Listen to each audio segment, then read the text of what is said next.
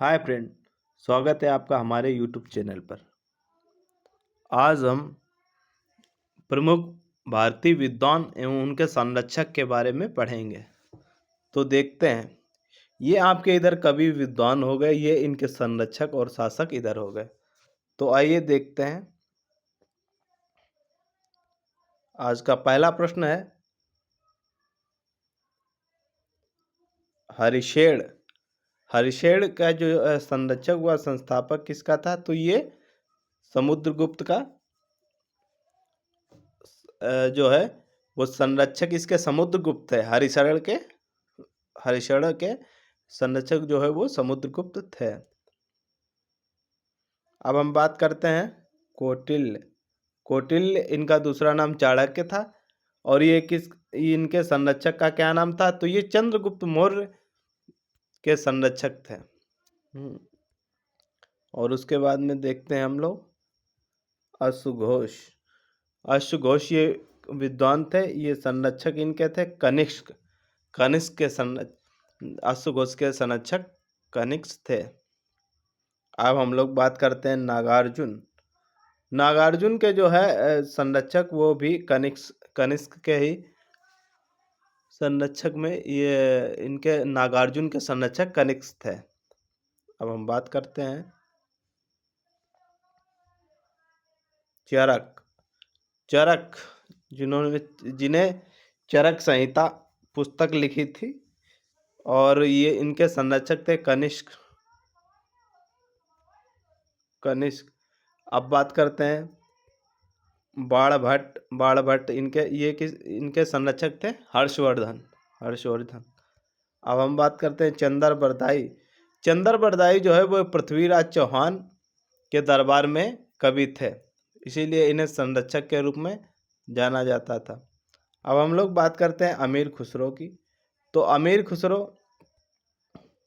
खुसरो जो थे उनके संरक्षक थे अलाउद्दीन खिलजी। अलाउद्दीन खिलजी के दरबार में ये कवि थे। अब हम बात करते हैं शेख निजामुद्दीन। शेख निजामुद्दीन किसके जो है कवि या विद्वान थे? तो ये अलाउद्दीन खिलजी इनके संरक्षक थे। अलाउद्दीन खिलजी शेख निजामुद्दीन के संरक्षक थे। अब हम लोग बात करते हैं अबुल फजल टोडरमल। इनके जो है शासक व संरक्षक अकबर थे। बात करते हैं कालिदास। तो कालिदास जो है चंद्रगुप्त विक्रमादित्य के दरबार में कवि थे, इसीलिए इनका संरक्षक इन्हें माना जाता है। कालिदास का संरक्षक चंद्रगुप्त विक्रमादित्य को माना जाता है। अब हम बात करते हैं तानसेन बैजू बावरा।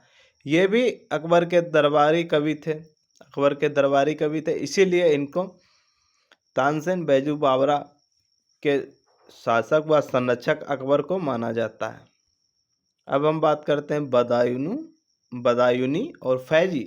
ये भी अकबर के दरबार में राष्ट्रीय कवि थे, इसीलिए इनके संरक्षक के रूप में भी अकबर को जाना जाता है।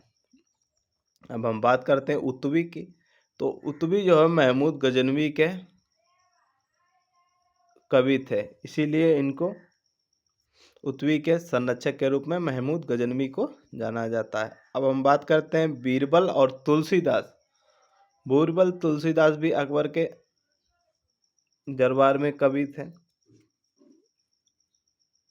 कवि तुलसीदास थे और बीरबल उनके मंत्री थे। तो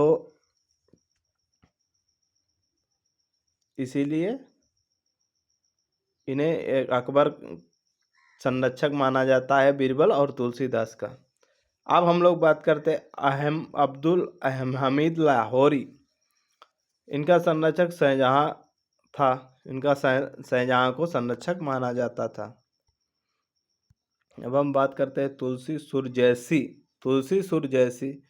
ये मुगल काल के कवि थे, इसीलिए इनके संरक्षक मुगल काल को माना जाता था। अब हम बात करते हैं भूषण बिहारी रहीम की।